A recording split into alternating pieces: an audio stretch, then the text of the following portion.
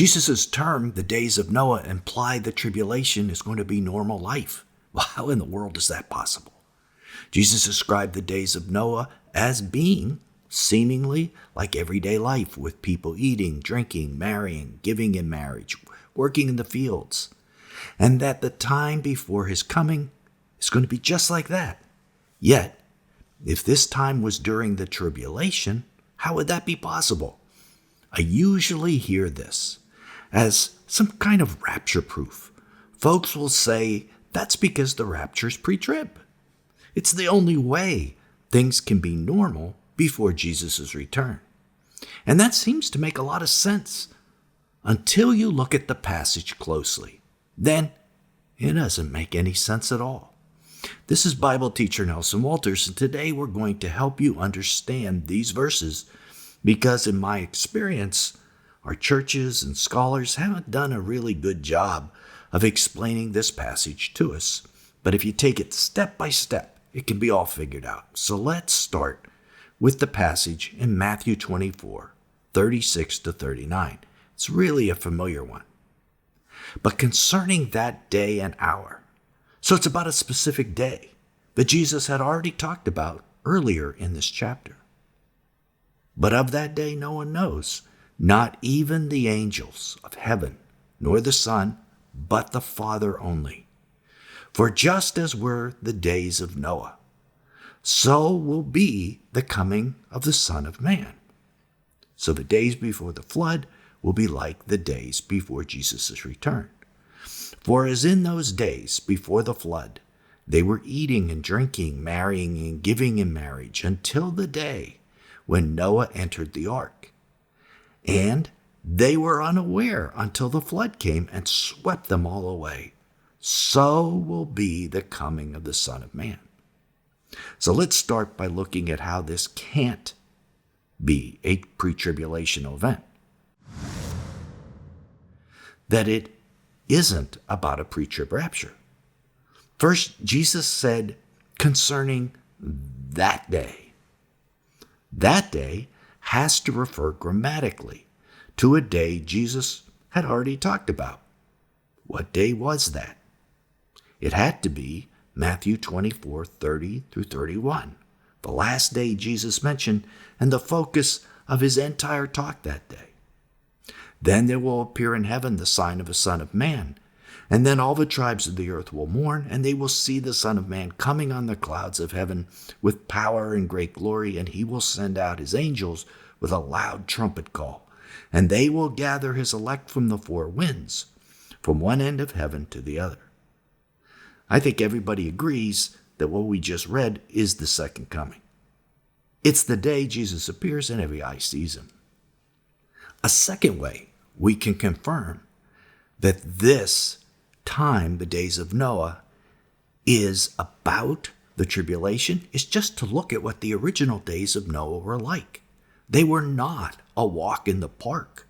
Look at how they're described in Genesis 6, 5, and 11.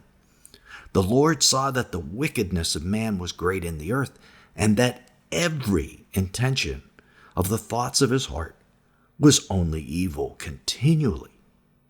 Now the earth was corrupt in God's sight, and the earth was filled with violence. What does that sound like? It sounds like the tribulation, right? A third way we can confirm the days of Noah were just like the tribulation is because the Bible compares the days of Noah to the days of Lot in Luke 17:28, where Jesus said, likewise, it was just like in the days of Lot. So the days of Lot and the days of Noah are equal. They're the same thing.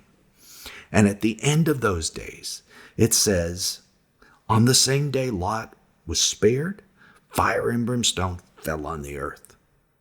Is that what you imagine happens at the beginning of the tribulation or later during it?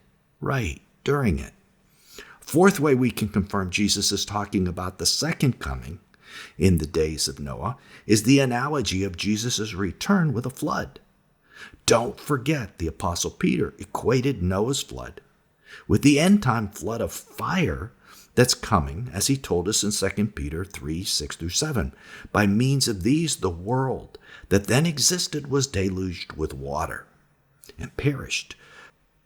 But by the same word, the heavens and earth that now exist are stored up before fire, being kept until the day of judgment and the destruction of the ungodly.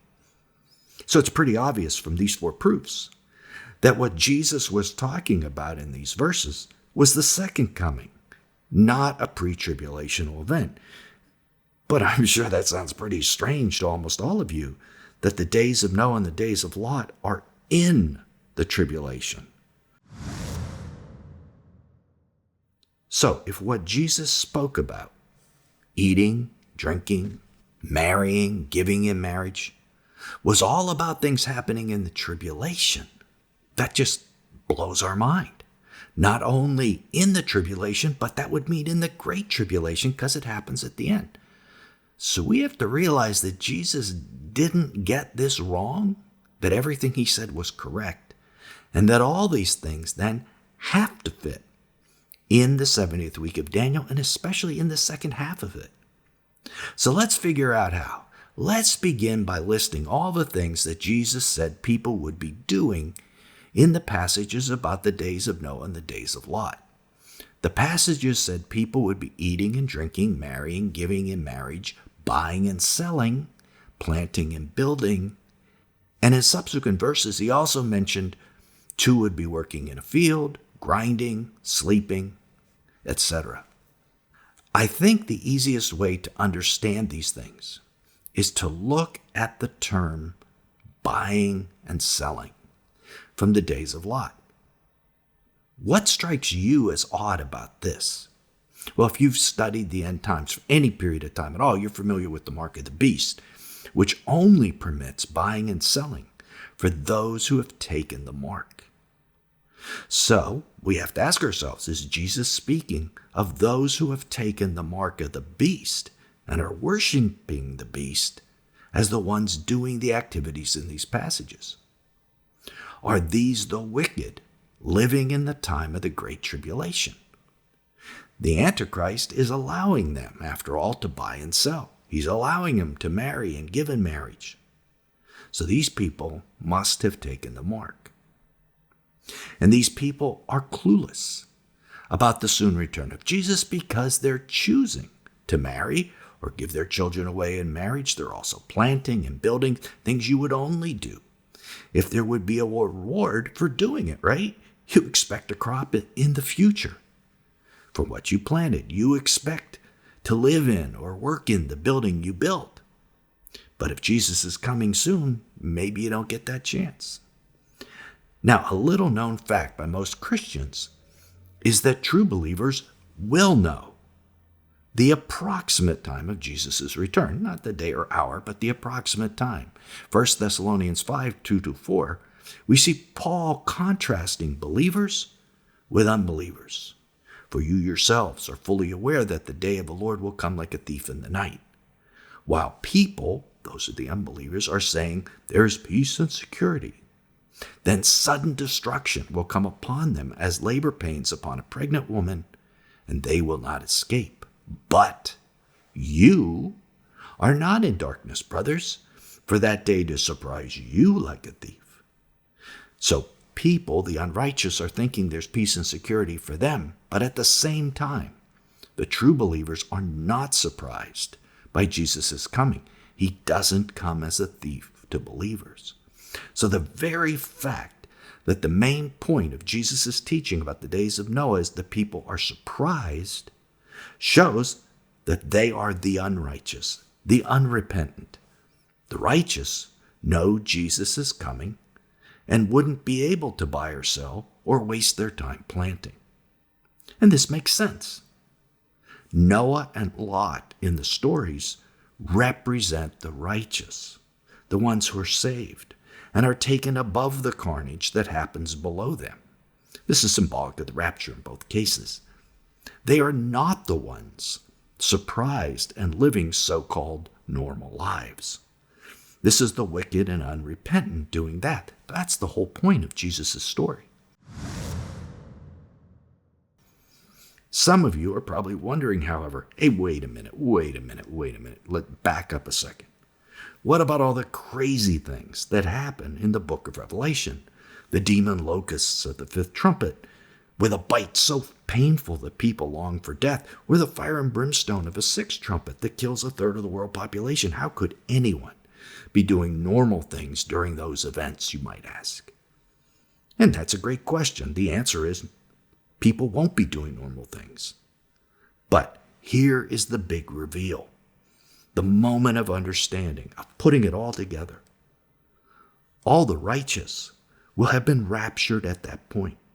The rapture happens after the sixth seal and before the seventh seal, as we see in Revelation 7:9.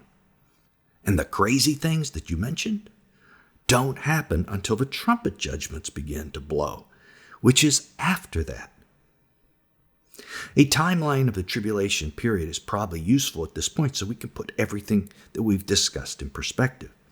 Jesus explained there's 7 main events in the 70th week of Daniel. He outlined them for us in order in Matthew 24.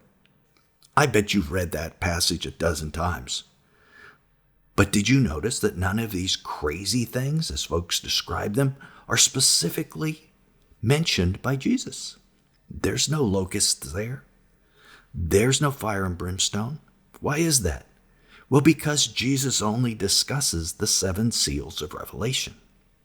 His 7 events are the same exact things as the 7 seals. His glorious second coming and return is the 6th event that Jesus describes. And in Revelation, this happens at the 6th seal as well. Based on Jesus' outline, the return happens after the midpoint of a 70th week, but before all the crazy things, as folks call them, the demon locusts and the fire and brimstone. The rapture happens at this glorious return where every eye will see him. Matthew 24:31 shows Jesus' angels gathering the saints, after all, from every corner of the globe. And Jesus discusses this gathering as a division or a separation as part of the story of the days of Noah. 2 are working in the field, 2 are grinding, 2 are sleeping. And also Lot's wife, who turned back and was lost, while the rest of Lot's family was saved. That's all different types of separation. And obviously those saved in this situation are the righteous. Could they realistically then be doing these kind of tasks during the Great Tribulation? Yes, they could be, quote, off the grid and growing food far away from society. That's one way they could be working in the field or grinding. Or conversely, maybe they could be bartering their work for food, working in someone else's field and getting paid by being given food, not necessarily money, which of course would require the mark of the beast, no buying or selling. The final event Jesus describes is his punishment of the wicked, which Jesus equates by way of analogy to Noah's flood. They're swept away by the flood. This is where the so-called crazy things of the trumpet and bowl judgments happen. This is what we call God's wrath. But notice, the days of Noah are prior to that event. The days of Noah happen prior to the flood. The days of Lot happened prior to the fall of fire and brimstone, which is the first trumpet, by the way. Did you catch that? So the days of Noah happen during the first 6 seals, but before Jesus' glorious return. So in understanding what Jesus meant by the days of Noah and the days of Lot, they take place during the first 6 seals of Revelation. Then Jesus returns in power and great glory. On the same day, he pours out fire and brimstone in the form of the first trumpet judgment. As we saw, the people living out the so-called normal days of Noah are the unsaved, the unrepentant. They're the ones taken by surprise by the return of Jesus. Believers know he's coming. Not the day or hour, but they know he's coming soon, especially after the Great Tribulation begins and persecution begins to break out all over the world. What does this understanding tell us about rapture timing? Well, one rapture timing theory that we can rule out immediately is the post-trib rapture. This theory assumes Jesus returns at the very end of the trumpet and bowls, after the so-called crazy stuff that we talked about of the trumpets. No one is living a relatively normal life at that point.